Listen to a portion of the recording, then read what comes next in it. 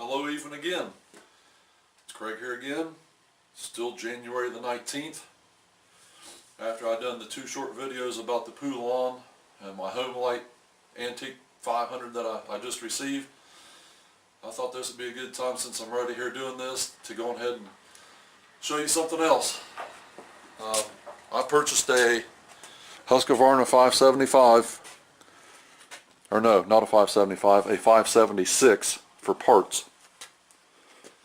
This is a non-Autotune saw. As you can see, there's the carburetor. There's no computer chip sitting on top of it. That's what makes this a non-Autotune. So in the description it was listed as no compression. Sorry about that, trying to get the camera squared up here again. I'm having all kinds of problems today. I'll be right back. Okay, that's a lot better. We're level in the screen now. So anyway, this is a 576 Husqvarna 576 non-Autotune. I purchased off of eBay. Description said no compression. Of course, it was as a parts saw, non-running. So I got it, and first thing I done is give it a pull. Sure enough, there's no compression in it. So I pull the top cylinder off of it. See if we can't look down in there.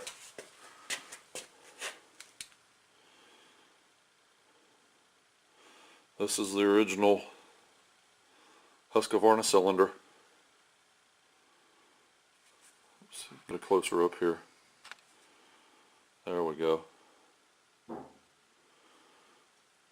There's some marks in there,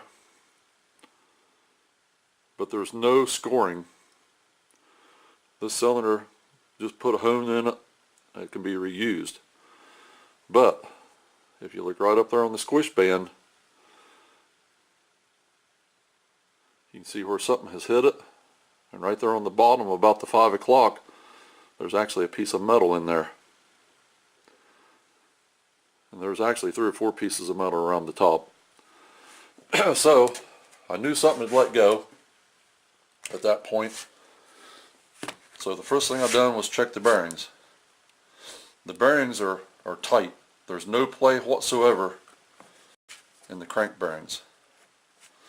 So let me show you the piston.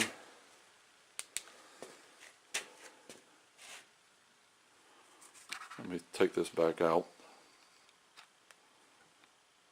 There's the possessed Poulan. You know, you just got your average wear on the skirts of the piston. You know, a little bit of scoring, not much. Oh my God, look at that! Right there. That's a gouge. There's been a piece of something in there that's destroyed this piston.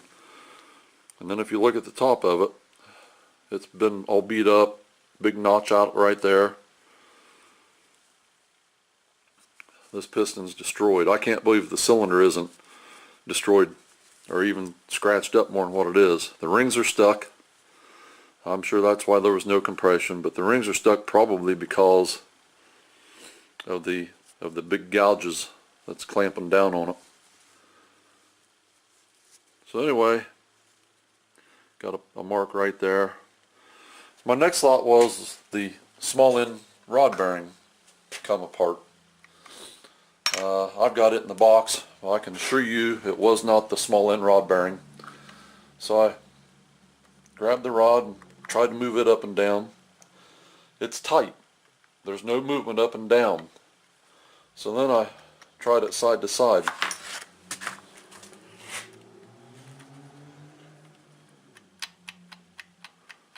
I thought, man, that's a lot of side to side play there. I've never had one with quite that much. But there's nothing up and down. So it kind of throwed me there for a second. And then I sat back and I thought about it, and I thought, no, it's got to be that large end bearing.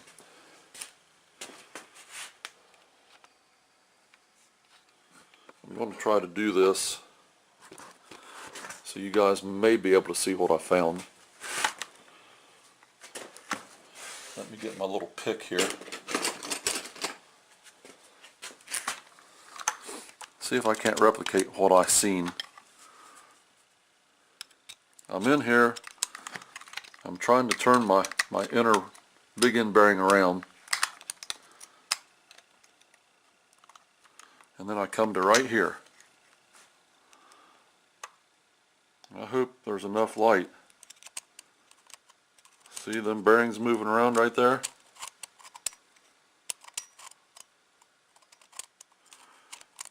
One of them needles has broken and come out of there.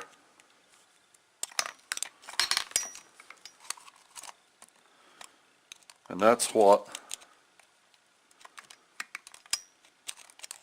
is up inside of the cylinder, and that's what's made them great big gouges in the piston, is that one needle bearing, or maybe even two needle bearings. But I think there's only one needle bearing missing out of there, and that's why it still has no up and down movement, but has the side to side or lateral rock, because I think there's more than one, because when I was moving it around there was a couple pieces in there that I was able to kind of kick up sideways and almost get out.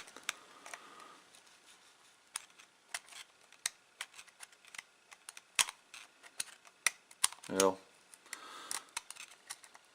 almost kind of looks like the cage itself might have let go.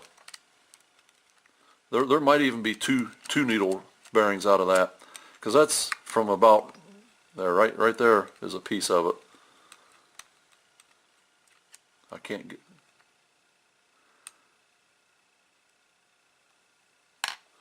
Right there it is.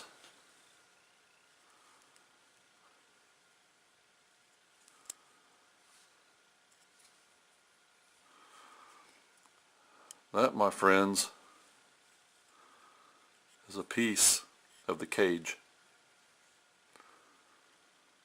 So that's what's happened to this, is the cage is let go,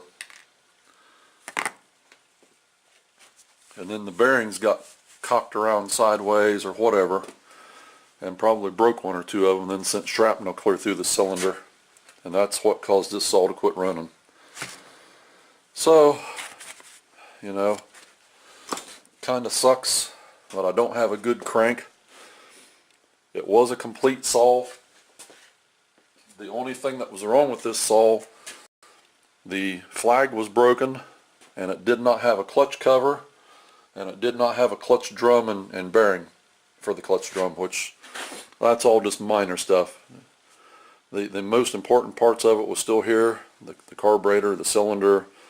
At the point I thought was crank and rod was all good, but now we find out it's not. So, you know, I probably paid a little too much for the saw, being that I'm not going to have a good crank, but I've got good stuffers, flywheel, coil, carburetor, case halves, fuel tank, handle assembly, everything else that goes with it.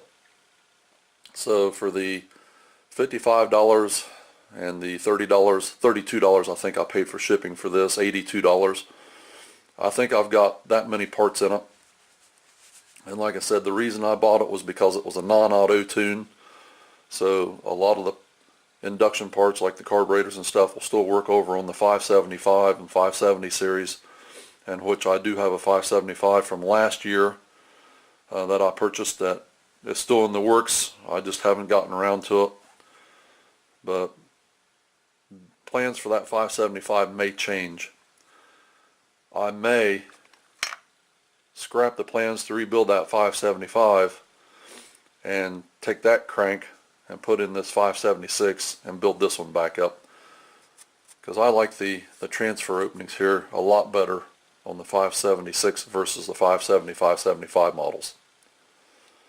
Okay, hope you enjoyed. Catch you in the next video.